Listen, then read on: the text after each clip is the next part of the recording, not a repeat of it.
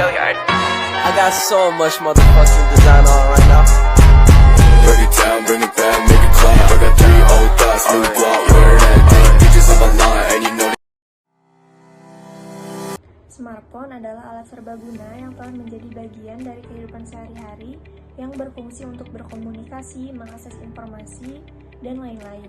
Permintaan smartphone dipengaruhi oleh beberapa faktor, yaitu yang pertama harga. Harga adalah faktor utama yang mempengaruhi permintaan pada smartphone. Ketika harga smartphone turun, permintaan cenderung meningkat, terutama untuk konsumen dengan anggaran terbatas.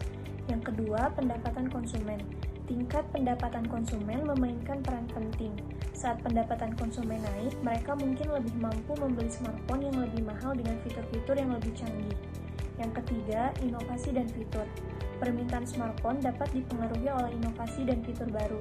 Konsumen cenderung mencari smartphone dengan teknologi terbaru, kamera yang lebih baik, daya tahan baterai, dan fitur-fitur inovatif lainnya. Yang keempat, selera dan tren konsumen. Selera konsumen dan tren di pasar elektronik berubah dari waktu ke waktu.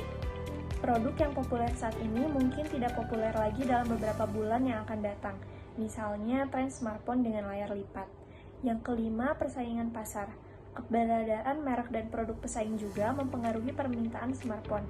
Saat ada banyak merek dan pilihan di pasar, konsumen memiliki lebih banyak opsi untuk memilih dan ini dapat mempengaruhi permintaan terhadap merek atau produk tertentu. Yang kedua ada penawaran smartphone. Penawaran smartphone meliputi yang pertama ada biaya produksi. Biaya produksi smartphone termasuk komponen, tenaga kerja, dan biaya manufaktur mempengaruhi penawaran. Biaya yang lebih rendah bisa meningkatkan penawaran. Yang kedua ada teknologi manufaktur. Kemajuan dalam teknologi manufaktur dapat meningkatkan efisiensi dan kapasitas produksi yang dapat menghasilkan lebih banyak smartphone. Yang ketiga ada regulasi dan standar. Regulasi dan standar keselamatan dan kualitas ponsel mempengaruhi penawaran karena produsen harus mematuhi persyaratan ini. Yang keempat ada keseimbangan pasar. Keseimbangan pasar terjadi saat jumlah smartphone yang ditawarkan setara dengan jumlah smartphone yang diminta pada tingkat harga tertentu. Dari video yang saya jelaskan tadi, kita dapat mengambil kesimpulan, analisis ini menunjukkan bahwa harga, pendapatan konsumen, inovasi selera konsumen, dan faktor persaingan mempengaruhi permintaan smartphone. Sementara, biaya produksi, teknologi manufaktur, dan regulasi mempengaruhi penawaran smartphone.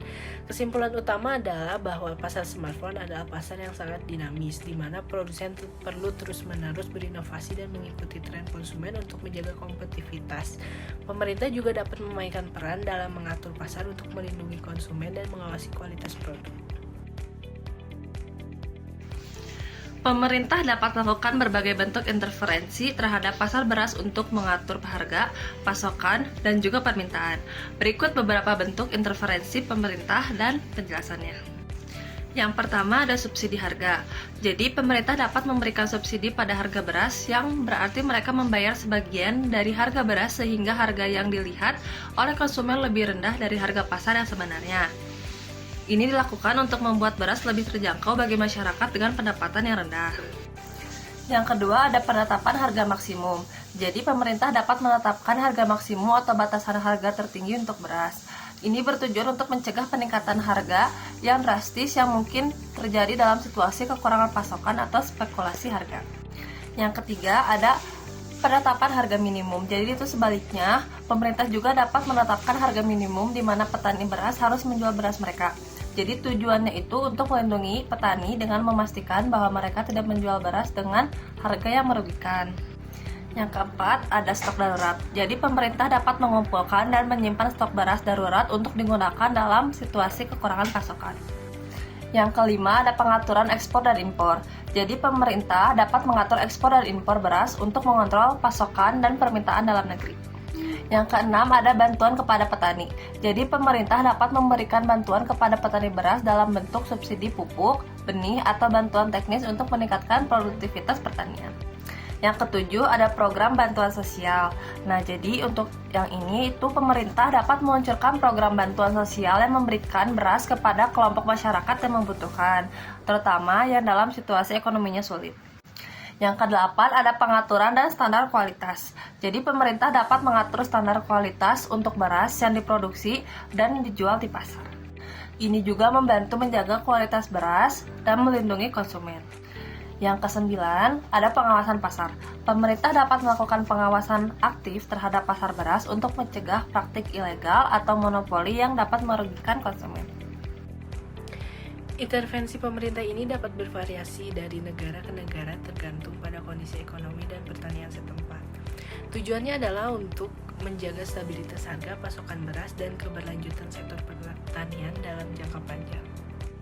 Kesimpulannya, intervensi pemerintah dalam pasar beras sangat penting untuk menjaga stabilitas harga dan pasokan beras, yang merupakan komponen kunci dalam rantai pasokan makanan.